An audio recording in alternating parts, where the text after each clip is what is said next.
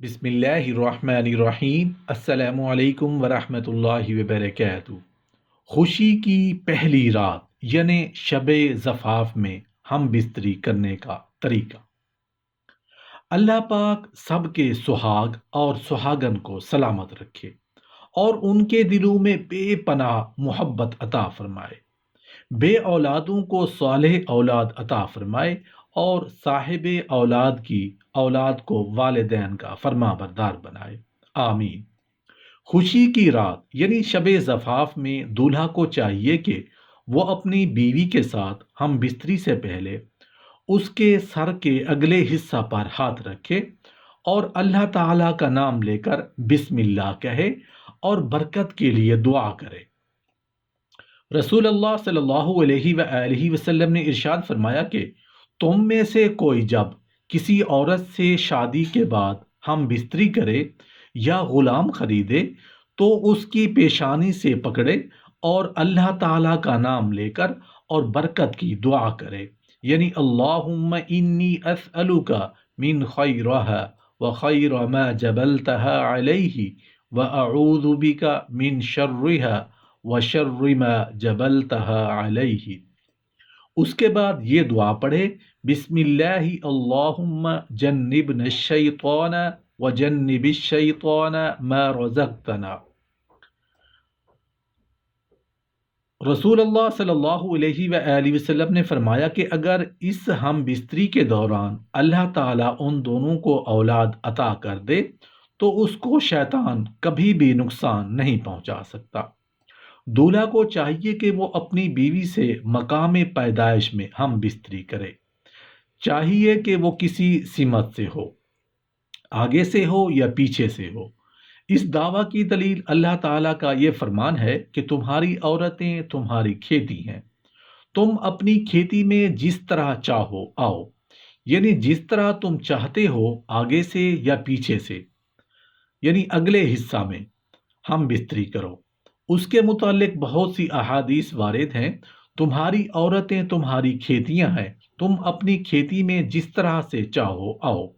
اس پر نبی کریم صلی اللہ علیہ وآلہ وسلم نے فرمایا آگے سے یا پیچھے سے، مگر یہ کہ مقام پیدائش میں۔ دولہا یعنی شوہر پر حرام ہے کہ وہ اپنی بیوی کی دوبر یعنی پاخانہ کی جگہ میں ہم بستری کرے۔ اس کی دلیل قرآن پاک میں موجود ہے۔ حضرت ام سلمہ رضی اللہ عنہ فرماتی ہیں کہ جب مہاجرین انصار کے پاس مدینہ آئے تو ان کی عورتوں سے شادیاں رچائیں۔ مہاجر عورتوں کو زمین پر الٹا لٹا کر یا ان کے ہاتھ زمین پر گھٹنوں پر رکھوا کر ہم بستری کیا کرتے تھے۔ مہاجرین میں سے ایک آدمی نے انصاری عورت کے ساتھ اس طرح ہم بستری کرنے کا ارادہ کیا تو اس نے انکار کر دیا اور کہا میں رسول اللہ صلی اللہ علیہ وآلہ وسلم سے پوچھنے سے پہلے ایسا نہیں کر سکتی۔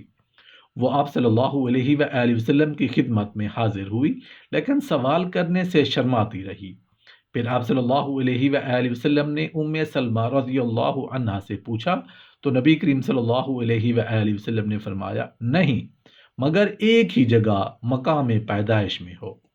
حضرت ابن عباس رضی اللہ عنہ سے روایت ہے کہ مدینہ میں انصاری کا ایک قبیلہ آباد تھا جو کہ بتوں کی پوجا کرتے تھے۔ ان کے ساتھ اہل کتاب یعنی یہودی بھی رہتے تھے۔ یہودی اپنے آپ کو اہل کتاب انصاری قبیلہ سے علم کی بنیاد پر افضل خیال کرتے تھے۔ انصاری قبیلہ کے لوگ بہت ساری چیزوں میں ان کی پیروی کرتے تھے۔ اہل کتاب عورت کو چت لٹا کر اس سے تعلق قائم کرتے، یہ عورت کے لیے زیادہ ستر پوشی کا باعث تھا۔ اس بات میں بھی انصار یہودیوں کی پیروی کرتے تھے۔ قریشی لوگ اپنی عورت سے تعلق کے لیے طرح طرح کے طریقے استعمال کرتے تھے اور جماع کی لذت حاصل کرتے تھے۔ وہ عورتوں کے آگے سے پیچھے سے ہو کر اور چت لٹا کر تعلق قائم کرتے۔ جب مہاجر صحابہ مدینے آئے تو ان میں سے ایک آدمی نے انصار کی عورت سے شادی کر لی۔ اس نے اپنے رواج کے مطابق اس سے ہم بستری کرنا چاہی تو اس عورت نے انکار کر دیا اور کہا ہمارے ساتھ تو فقط ایک ہی طریقہ پر تعلق قائم کیا جاتا ہے، تم بھی ایسے ہی کرو ورنہ مجھ سے دور رہو۔ وہ عورت اسی پر اصرار کرتی رہی اور معاملہ شدت اختیار کر گیا۔ یہ بات نبی کریم صلی اللہ علیہ وآلہ وسلم تک جا پہنچی تو اللہ تعالیٰ نے یہ آیت اتاری، یعنی آگے پیچھے یا چت لیٹا کر فائدہ اٹھاؤ، مگر اس شرط کے ساتھ کہ جمع بچہ پیدا ہونے کی جگہ میں ہو۔ حضرت ابن عباس رضی اللہ عنہ سے روایت ہے کہ حضرت عمر بن خطاب رضی اللہ عنہ نبی کریم صلی اللہ علیہ وآلہ وسلم کے پاس تشریف لائے اور فرمایا، اے اللہ کے رسول صلی اللہ علیہ وآلہ وسلم، میں ہلاک ہو گیا۔ آپ صلی اللہ علیہ وآلہ وسلم نے پوچھا، کس چیز نے تجھے ہلاک کیا؟ وہ عرض کرنے لگے، آج رات میں نے اپنا کجاوا الٹا کر دیا۔ آپ صلی اللہ علیہ وآلہ وسلم خاموش رہے اور کوئی جواب نہ دیا۔ تو رسول اللہ صلی اللہ علیہ وآلہ وسلم کی طرف یہ آیت وحی کر دی گئی۔ آپ صلی اللہ علیہ وآلہ وسلم نے فرمایا، آگے سے آؤ یا پیچھے سے آؤ، مگر دوبر اور حیض والی سے بچو۔ اللہ تعالیٰ اس آدمی کی طرف دیکھنا بھی گوارا نہیں کرے گا جو اپنی عورت کی دوبر میں جمع کرے۔ وہ آدمی ملعون ہے جو عورتوں کی دوبر میں جمع کرے۔ جس آدمی نے حائضہ عورت یا عورت کی دوبر میں ہم بستری کی یا کہن کی باتوں کی تصدیق کی تو اس نے رسول اللہ صلی اللہ علیہ وآلہ وسلم پر نازل ہونے والی بھلائی یعنی قرآن پاک کا انکار کر دیا۔ جب آدمی اپنی بیوی کے ساتھ جائز طریقہ سے ہم بستری کرے اور اس کا ارادہ دوبارہ ہم بستری کرنے کا ہو تو نبی کریم صلی اللہ علیہ وآلہ وسلم کے مدرجہ ذیل فرمان کے پیش نظر وضو کرے۔ جب تم میں سے کوئی گھر والی سے ہم بستری کرے پھر دوبارہ ہم بستری کرنا چاہے تو اسے چاہیے کہ وضو کر لے۔ ایک روایت میں ہے کہ 2 مرتبہ کے درمیان وضو کرے، ایک روایت میں ہے کہ نماز کی طرح وضو کرے، کیونکہ یہ دوبارہ ہم بستری کے لیے زیادہ نشید یعنی چستی کا باعث ہے۔ اگر وہ دوبارہ ہم بستری کرنے سے قبل غسل کر لیں تو یہ افضل ہے۔ ابی رافع رضی اللہ عنہ روایت کرتے ہیں کہ ایک رات نبی کریم صلی اللہ علیہ وآلہ وسلم اپنی مختلف عورتوں کے پاس تشریف لے گئے۔ آپ نے ہر بیوی کے پاس علیحدہ غسل کیا۔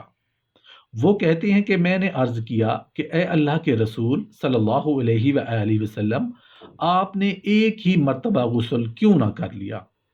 تو آپ صلی اللہ علیہ وآلہ وسلم نے ارشاد فرمایا کہ یہ غسل زیادہ اچھا اور زیادہ پاکیزہ ہے۔